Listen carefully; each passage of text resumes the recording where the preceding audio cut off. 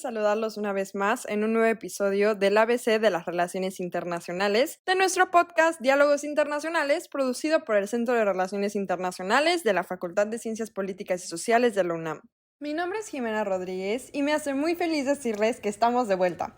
Pero como saben, no estoy sola, y hoy tenemos el honor de entrevistar al maestro Samuel Sosa Fuentes. Bienvenido, maestro, y gracias por compartir este espacio con nosotros. Contrario, muchas gracias a ustedes, muchas gracias a ti, Jimena, y al Centro de Relaciones Internacionales. Aquí estamos presentes, claro que sí. En verdad, muchas gracias por estar aquí, y sobre todo por darnos la oportunidad de tener una conversación muy interesante donde nos adentraremos en el mundo del pensamiento complejo. Pero antes, quienes nos han seguido, ya lo saben, antes de comenzar vamos a escuchar algunos datos del maestro para que lo conozcan aún más. El profesor Samuel Sosa Fuentes es maestro y licenciado en Relaciones Internacionales por la Facultad de Ciencias Políticas y Sociales de la UNAM. A lo largo de su carrera, se ha desempeñado como miembro integrante de la Red Internacional de Cátedras José Martí con sede en La Habana, Cuba, y también ha sido miembro fundador del Consejo Consultivo Internacional de la Cátedra José Carlos Mariátegui con sede en Lima, Perú. Actualmente es coordinador del Seminario Interno Permanente Pensamiento Internacional Latinoamericano en el Centro de Relaciones Internacionales. Y también es profesor de materias como Pensamiento Internacional Latinoamericano, Diversidad e Identidad Cultural, Estudios Globales y Complejidad, entre otras. Muy bien, pues para comenzar este análisis, quisiera comenzar con algo primordial. El pensamiento complejo, desde lo que recuerdo, es una perspectiva que aborda los fenómenos y sistemas como interconectados, que se nutren o afectan unos con otros. Sin embargo, creo que esto es bastante general y puede provocar bastantes dudas. Por lo que yo quisiera saber, para usted, ¿qué es el pensamiento complejo y cuál podría delimitarse como su origen? O sea, ¿por qué surge este tipo de pensamiento? Y cómo este ha cambiado las ciencias sociales y sus paradigmas, específicamente, por ejemplo, en nuestra disciplina. Efectivamente, creo que es una pregunta central y yo diría fundamental para el quehacer científico-social de nuestros días, de nuestro tiempo presente.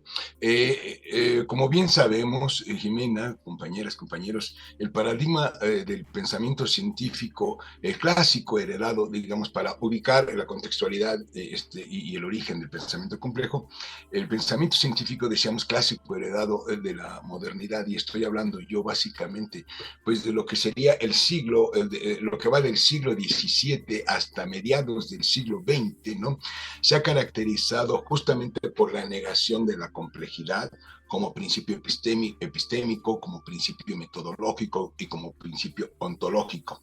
Y no fue así efectivamente, sino hasta el fin, yo diría, del siglo XIX y mediados efectivamente del XX, que el reconocimiento progresivo de la complejidad, ¿verdad?, como cuestión implícita en la historia de la ciencia, emerge efectivamente, sí, en el terreno de la praxis, pues yo diría del mismo quehacer científico, del programa que se conocía hasta entonces, que era de carácter mecanicista, determinista, y que ocultaba efectivamente los grandes problemas cuya resolución vinieron a poner en jaque justamente los principios de esa primera racionalidad clásica científica, de esa racionalidad científica clásica, ¿no?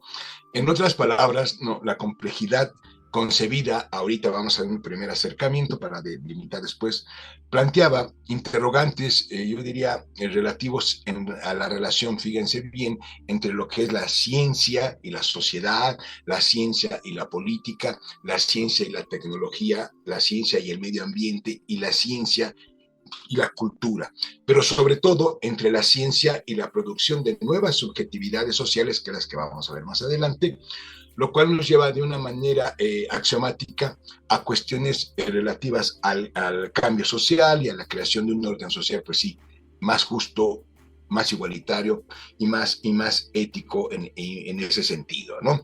El pensamiento complejo, para ir penetrando más, ¿no? El pensamiento complejo está presente la idea de que se debe abandonar todo modo de pensar reduccionista, fíjense bien, que pueda pensar un todo a partir de los elementos tomados separadamente. Es necesario, pues, lo que queremos decir, que el pensamiento un pensamiento, ¿verdad?, que haga conexiones entre las partes, que haga la conexión de lo global con lo local, es decir, un pensamiento, ¿verdad?, que relacione el todo con las partes y las partes del todo. Este es un principio, yo diría, un principio fundamental del quehacer del pensamiento social, ¿no? Hay que comprender efectivamente, ¿no?, como una segunda idea, que lo complejo no significa completo. Cuando hay complejidad, siempre queda la incertidumbre en el pensamiento, ¿no? No es la liquidación porque la liquidación es una visión determinista. No hay pensamiento acabado y estamos en este sentido, hoy por hoy, determinados a la apertura, yo diría, de lo inacabado del propio pensamiento, ¿no? La idea justamente del pensamiento complejo significa que no hay una respuesta, fíjense bien, sencilla o predeterminada para actuar. Y pienso que ahí tener conciencia de esto es muy, muy, muy importante. Ahora, de una manera más precisa, ¿verdad? El mito de la complejidad nos permite, por un lado, explicar la necesidad, yo diría, de una nueva visión analítica que reconozca, y esto es importantísimo, e interprete el carácter complejo de las nuevas estructuras dinámicas de los procesos socioculturales globales de cambio y transformación que actualmente están ocurriendo en el sistema mundial.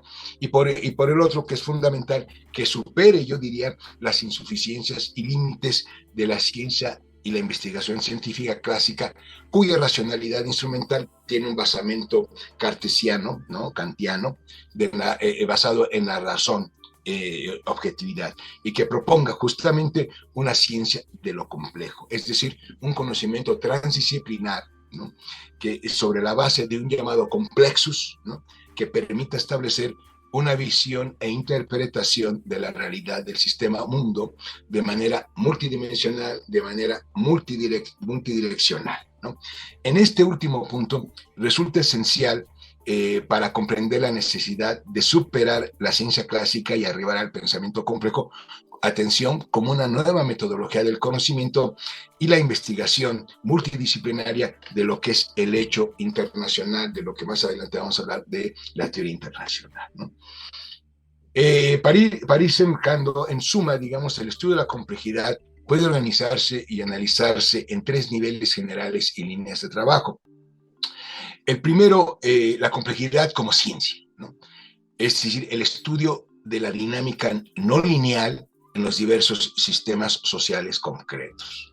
Segundo nivel, la complejidad como el método del pensamiento, ¿no?, como un método de pensamiento, que es decir, la propuesta de un método sobre enfoques disciplinarios del saber en una nueva racionalidad de pensamiento.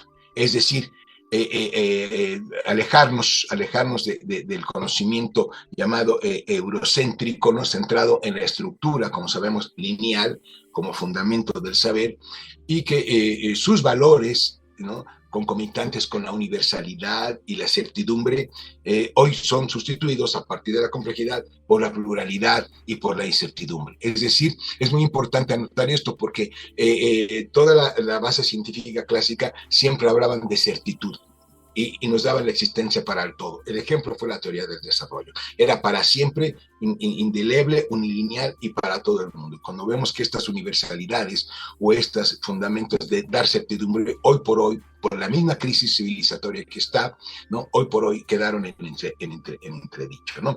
Y bueno, y finalmente, en tercer lugar, esto es importante, la complejidad como cosmovisión, ¿no? Es decir, la elaboración de una nueva racionalidad para ver al mundo y al conocimiento que supere el reduccionismo de los enfoques justamente tradicionales disciplinarios, ¿no? Y para ir acercándonos al objeto de estudio que nos incumbe, ¿no?, como especialidad, en relaciones internacionales, la trascendencia e importancia que conlleva justamente este ejercicio que yo le llamo académico y reflexivo, es que el pensamiento complejo contribuye a superar los limitados análisis de las teorías dominantes de la disciplina, que, como bien sabemos, pues fueron fundadas en torno a una centralidad y universalización del Estado-nación, ¿no? Cuestión que se explica a su vez el por qué en el actual mainstream de los paradigmas de relaciones internacionales, quiero decir, las teorías y enfoques neorrealistas, neoliberales de la disciplina, continúan todavía anclados en sus concepciones e interpretaciones universalistas y lineales de la historia social y política mundial, y sobre todo, y desde una perspectiva justamente eurocéntrica y anglosajona, tanto en la conformación de temática de sus agendas de investigación como en la universalización de sus categorías analíticas, ¿no? Circunstancias de manera indiscutible que van a responder también lo descubre la complejidad en esa. ¿Y por qué se produce así, digamos? ¿Por qué producen esta universalización? Porque responden a una estrecha vinculación entre el poder del capital, el Estado, en este caso el Estado particularmente norteamericano, y la producción del conocimiento. Por ejemplo concreto, pues cuando se dio el fin de la historia de Francis Fukuyama, en donde aparentemente la llegada del neoliberalismo había significado el fin de la historia. Imagínense nada más, ¿no? El fin de todo. Bueno, y también, por otro lado, las alternativas nos da en relaciones internacionales para la construcción de nuevos enfoques, en este caso de analizar, por ejemplo, la nueva materia que se creó afortunadamente desde la reforma pasada y que hoy por hoy están en importancia central, que son los llamados estudios globales, más allá de las teorías, y los estudios decoloniales, ¿no? Expresados justamente o manifestados en la emergencia de otros saberes, de otros conocimientos, de otras filosofías, de otras cosmovisiones, ¿no? De la gran diversidad cultural y social que tiene el planeta, ¿no? Y que contribuye, desde luego, a enriquecer de manera fundamental la comprensión de problemas fundamentales que actualmente tiene nuestra sociedad, ¿no? Eso sería como un primer acercamiento, ¿no?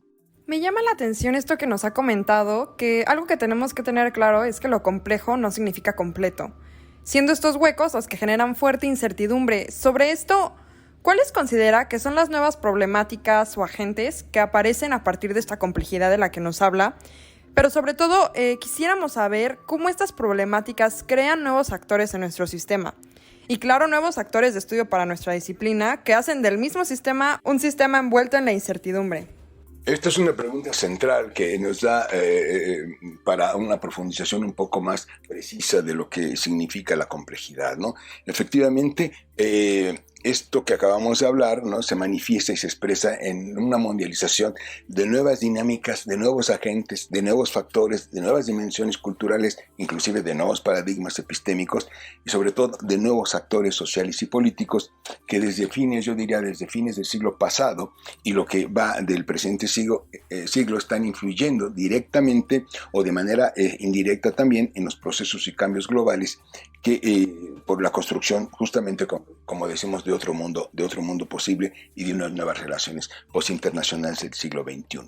Vale la pena destacar que justamente estas nuevas dinámicas, estos factores y agendas nuevas, ¿no? O grandes problemáticas, grandes antagonismos, ¿no? Hacer un pase de lista porque es inmenso lo que se ha podido descubrir a partir de ejercicio complejo, y yo diría en un primer nivel en lo que estamos ahorita en la llamada crisis civilizatoria, crisis sistémica y civilizatoria actual, lo podemos encontrar actualmente en la mayor crisis histórica de la economía, las finanzas y el comercio internacional, por una parte. Dos, o lo que sigue pues, porque son muchos, en la pérdida de la credibilidad de los organismos internacionales como garantes de la paz, la imparcialidad y la justicia internacional. Tres, en las transformaciones, y esto es importantísimo para los efectos de las relaciones internacionales, en las transformaciones funcionales e históricas que el Estado-Nación, ¿no?, tuvo durante la era neoliberal, en donde su margen de intervención y control en la política económica fue reducida drásticamente. Otro más en las graves alteraciones irreversibles del medio ambiente y la devastación global de los recursos naturales y minerales estratégicos. Otro en las importantes derivaciones culturales de las nuevas tecnologías, hoy que estamos en el GPT-4, en la inteligencia artificial, ¿no?, aplicadas a los procesos productivos dirigidos al hiperconsumo efímero, banal de la sociedad. Esto ha alterado de manera definitiva las formas de la vida social, ha aumentado sin precedentes la inseguridad, ha habido pérdida de referencia de la identidad cultural, ¿no? Ha aumentado esto de manera directa la violencia social actual, las desigualdades en la distribución del ingreso y la riqueza, acompañado justamente de una consecuencia lógica en este aspecto económico-social, que es el crecimiento acelerado de altas tasas de desempleo, precarización laboral y pobreza extrema en los escenarios mundiales, que nos demostró, por ejemplo, la pasada crisis sanitaria ¿no?, de la pandemia del COVID-19, cómo arroja las diferentes asimetrías y desigualdades entre los países centrales y los países periféricos, pero en este caso con un grave daño colateral que fueron los grandes números de seres humanos muertos, ¿no? También está en el crecimiento exponencial de los territorios y regiones geográficas con altos y graves índices de migración forzada, tráfico de personas, en el ascenso de gobiernos y sociedades de derecha a escala local, y yo diría en la militarización de las sociedades y las economías nacionales bajo la gran farsa de guerra contra las drogas, guerra contra la pobreza, guerra contra el narcotráfico y guerra contra el terrorismo. Y ello aunado justamente al incremento de un nuevo intervencionismo estadounidense del poder inteligente, del poder suave, de manera directa o encubierta, como lo acabamos de pasar justamente en la década pasada en América Latina, y la fabricación de guerras locales y guerras regionales con la consecuente devastación de pueblos y recursos naturales, como la que está ocurriendo actualmente con la invasión de Rusia a Ucrania, ¿no? Y finalmente, y esto es sobremanera importante, la irrupción mundial, ¿no?, de la sociedad civil organizada y una nueva praxis política, social y cultural expresada en el resurgimiento de nosotros, de todos nosotros, que es las subjetividades sociales, las identidades culturales y los movimientos sociales que cuestionan y rechazan toda la forma del modelo neoliberal y demandan el reconocimiento y el respeto justamente del derecho a ser diferente, del derecho a la otredad. Muchas gracias por este panorama que nos ofrece. Para cerrar, si bien ya nos ha mencionado fuertes ejemplos sobre estas consecuencias que trae consigo la complejidad, yo quisiera saber cómo es que vemos este juego de la complejidad a través del surgimiento de los movimientos sociales actuales, sobre todo en Latinoamérica. O sea, ¿cómo interpretamos los movimientos sociales actuales a partir del pensamiento complejo? Bueno, aquí viene la síntesis justamente de la propuesta que estamos conversando, hablando, reflexionando, y es justamente en este contexto descrito, tanto en la parte teórica como los grandes problemas y dinámicas que hay de las agencias y factores en el contexto mundial que acabamos de describir, ¿no?, que actualmente nos encontramos con una amplia gama de movimientos y organizaciones sociales con propuestas políticas y socioculturales que representan una nueva forma de pensar y de resignificar la praxis social, ¿no?, de los valores, de la identidad, de la igualdad social y el reconocimiento a la diferencia, del respeto a todas las formas de la diversidad y sobre todo el derecho a la autonomía, es decir, movimientos sociales que intentan superar tanto las formas tradicionales de la democracia liberal, electoral e institucional, como las actuales formas y estructuras limitadas, ¿no?, producto de las crisis permanentes y políticas que ha habido representada por los sistemas de partidos políticos representativos, mediante la construcción de nuevas formas de participación social directa, disruptiva, plural e incluyente. Esta ha sido una de las diversas razones, entre muchas otras razones, por las cuales algunas organizaciones y grupos de la sociedad latinoamericana concebidos como movimientos sociales tienen esta característica de ser antisistémicos, anticapitalistas y antipatriarcales, y se han organizado de manera política y socialmente fuera de los márgenes del Estado. En consecuencia, lo que caracteriza a los nuevos movimientos sociales es que se estructuran en torno a condiciones concretas y objetivas de la realidad social, política latinoamericana, yo diría sobre todo sociocultural, y bajo nuevas prácticas de organización y acción social colectivas destinadas a transformar y construir una nueva sociedad cimentada en el bien común de todos y para todos, ¿no? Es así que estos movimientos, ¿no?, que se oponen al modelo liberal no dejaron de ser una primera parte defensiva para proponer, ¿no?, alternativas de una singularidad, como ellos llaman en algunos casos, de una muy otra racionalidad distinta, ¿no?, entre sus miembros y en el resto de toda la sociedad, que de hecho se contrapone no solamente al neoliberalismo como racionalidad económico-social, sino de una manera de entender y ejercer otra política, una muy otra política, ¿no?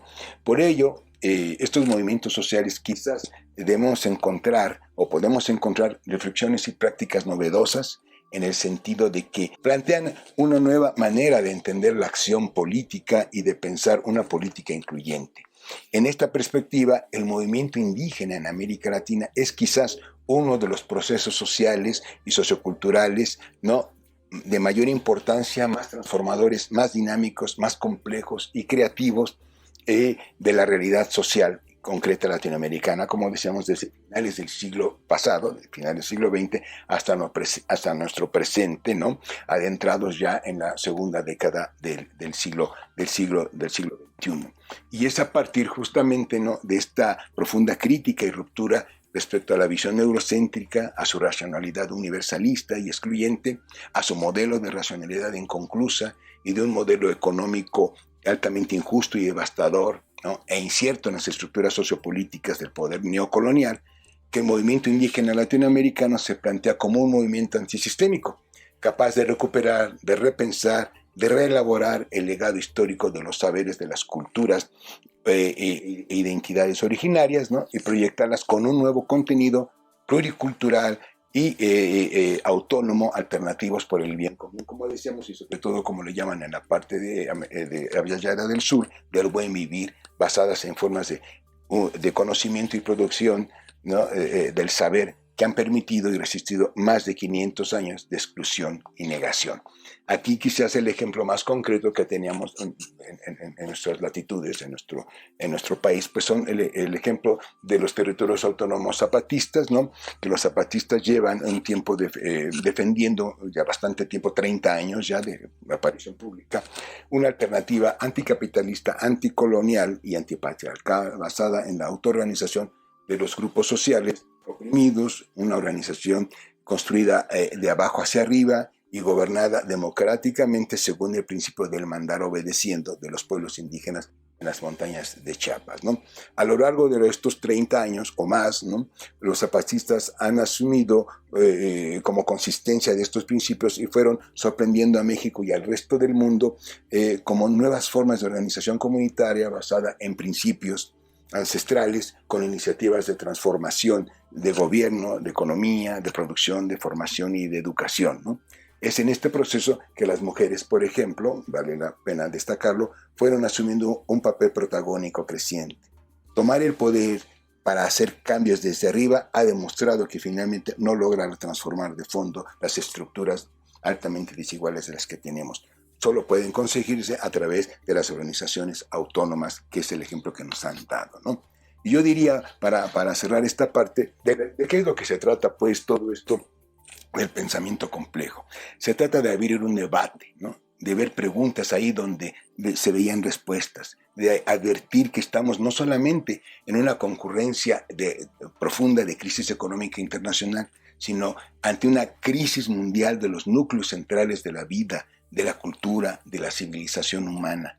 En suma, la idea de una complejidad del sistema mundo como método de análisis ha venido abriéndose paso y a la vez se ha cuestionado los ideales clásicos de la racionalidad moderna, como el de la objetividad del saber, el dominio del hombre sobre la naturaleza, y con ello alcanzar el famoso bienestar humano, ¿no?, profundamente arraigados en el pensamiento científico clásico, como decíamos, occidental, y en su lugar, el pensamiento complejo del sistema mundo actualmente se ha propuesto la necesidad de una nueva vinculación, interacción y un nuevo diálogo del sujeto con el entorno, del hombre, la mujer, la humanidad con la naturaleza, que reduce sustantivamente una verdadera transformación cualitativa del saber y de las formas del pensamiento en la ciencia contemporánea y en la cultura. En fin, que vaya a replantear, nosotros diríamos, una nueva correlación de filosofía, ciencia y humanidad. Maestro, muchísimas gracias por compartirnos su conocimiento de un tema tan enriquecedor al adentrarse en él y en el cual estamos realmente envueltos. Esperamos verlo pronto, muy muy pronto, en este espacio. Muchas gracias a ustedes. Mientras tanto, a ustedes, nuestros seguidores, insisto en que busquen más información sobre este tema para que podamos enriquecernos juntos. Hasta el próximo episodio.